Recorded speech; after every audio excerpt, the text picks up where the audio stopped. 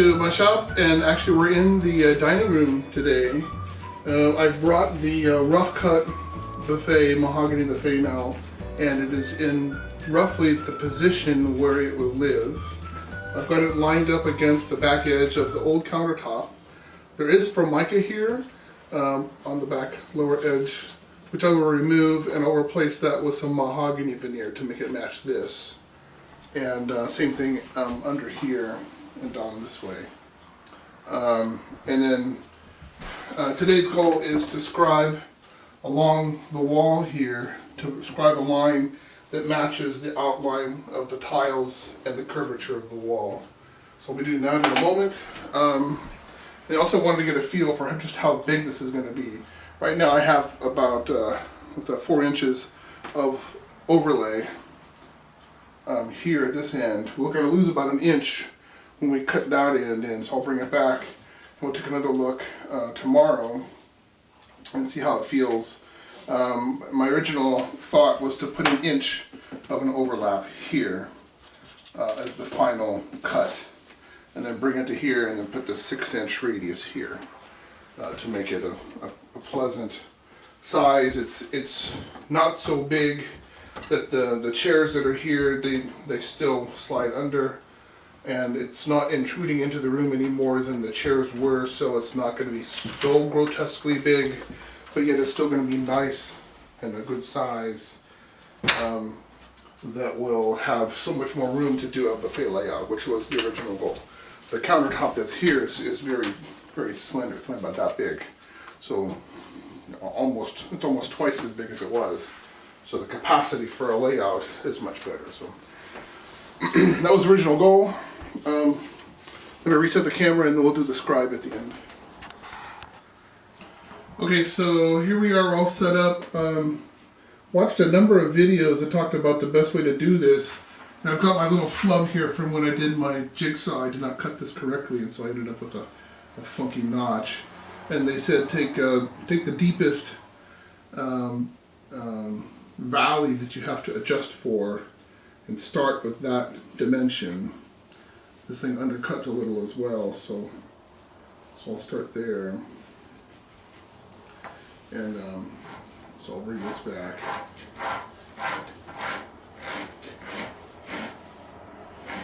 Of course, this thing is leaving a mark in the paint in the process.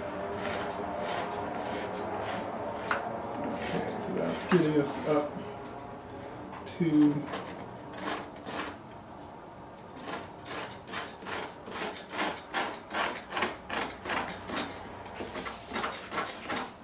there's a hole in the edge there. Okay, so now the tricky part is getting around the tiles.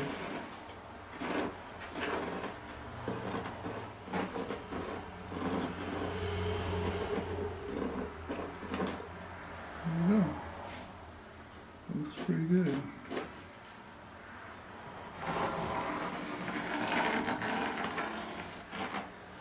Got a nice dark line all the way across. Yep. So this part here, I've got a small hand coping saw that I think I will cut this without. I think that the electric jigsaw would be just way too fast, and then I would end up messing up the cut. So I'll go to an old-fashioned coping saw and cut that part out. But I might even do some of this with the coping saw. It gets too skinny and then it loses the meat, and then the rest of it I'll chew it up with the planer, like a jack plane type. Okay, so I think that's gonna do it for my scribing.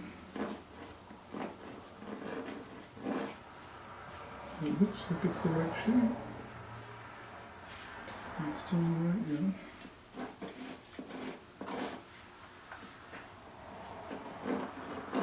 Okay.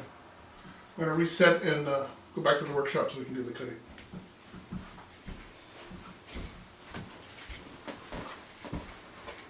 Okay, so we are back in the workshop, and my assistant Gabriel is here to give me some oversight.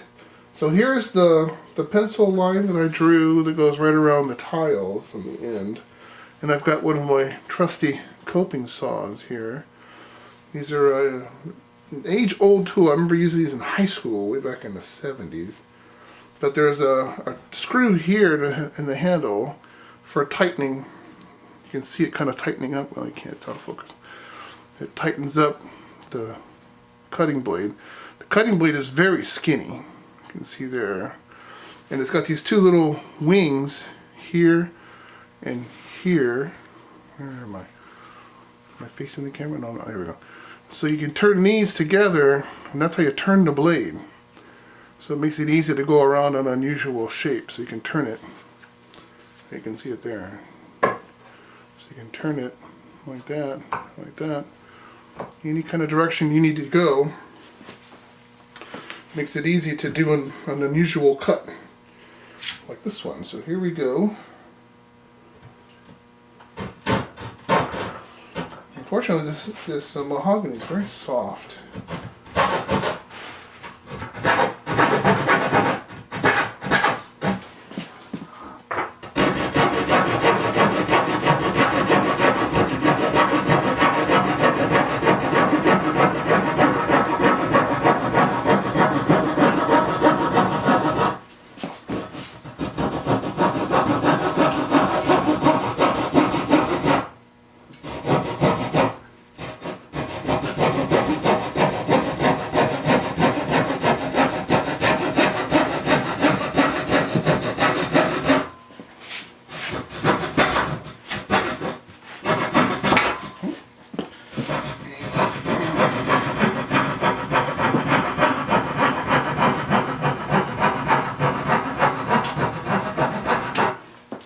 So now I'm getting to the part where I need to curve, so now I can turn these little wings.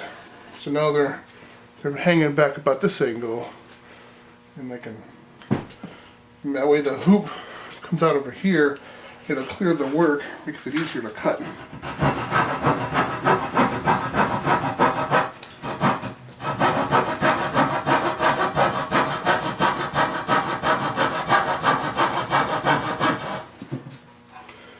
Adjust the wings a little bit more. Make sure it's in tight.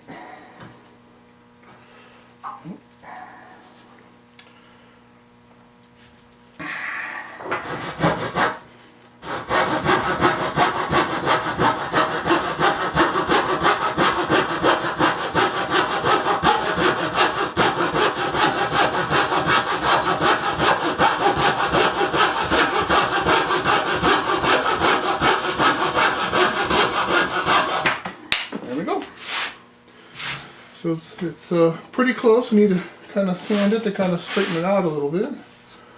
But would have been really kind of terrified to try to do this in the jigsaw. I think it would have cut it way too fast. Okay, so then for this part though, I will get the jigsaw, because this is a gentle curve. It'll be a freehand cut. So let me set this up and I'll be right back. Okay, so now we're reset. I've lifted the board up on top of a block again, so it's so I can use the jigsaw all the way through. One trick I came across today that said to avoid the tear out, which is what happened here yesterday, they recommended actually scoring the cut line with a sharp knife. So I've got one of my utility knives here. I'm going to score right on my pencil line, as curved as it is. Can you see that? Just so I can have a nice, clean jigsaw cut to there. Alright, make a few passes, make it nice and deep. And then I'll cut just to the right of that.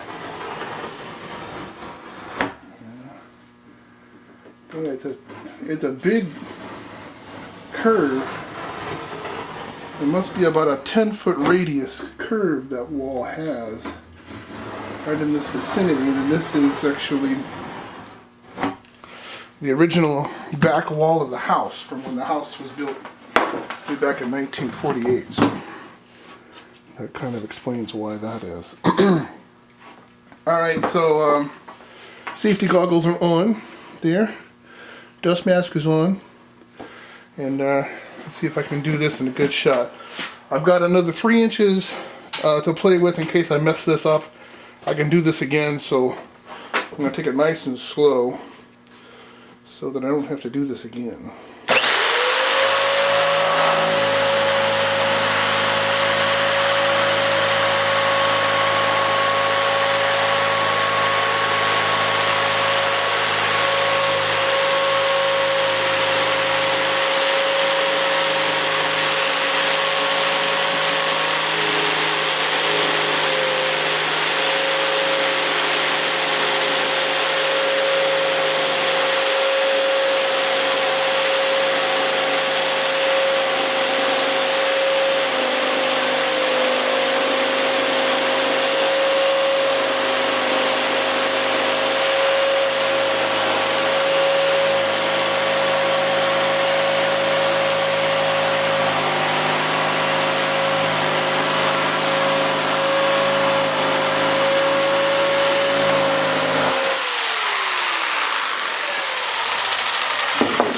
Alright, so that was very interesting. So the places where I stayed to the right of the score line, there's no tear out at all. There's tear out below the surface where the cut was. And there's one spot where I drifted above and that got some tear out, unfortunately. Now because I've got a little jack plane here that I can hook up just to kind of clean up that. Oops, going the wrong way. So I can clean up that edge a little bit. I'm just gonna expand it out here, turning clockwise until I just get a little bit of a tooth, just so I can clean this up.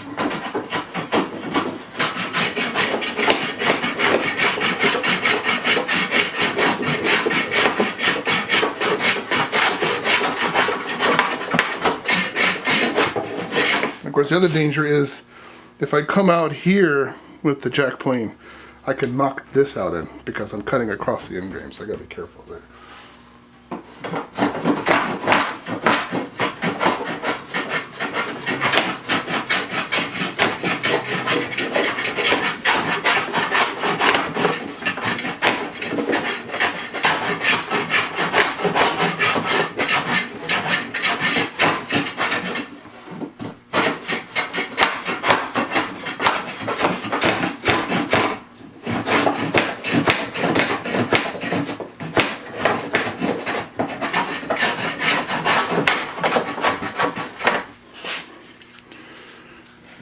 Switch to this side.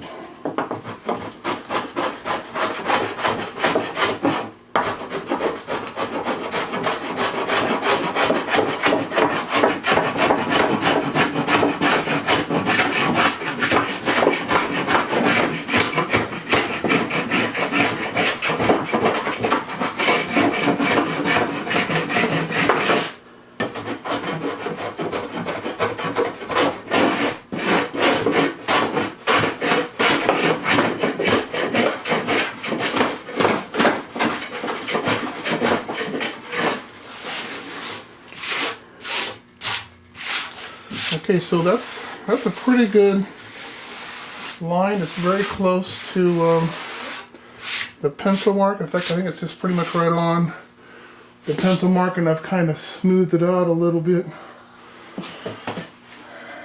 This one looks a little bit funny right here.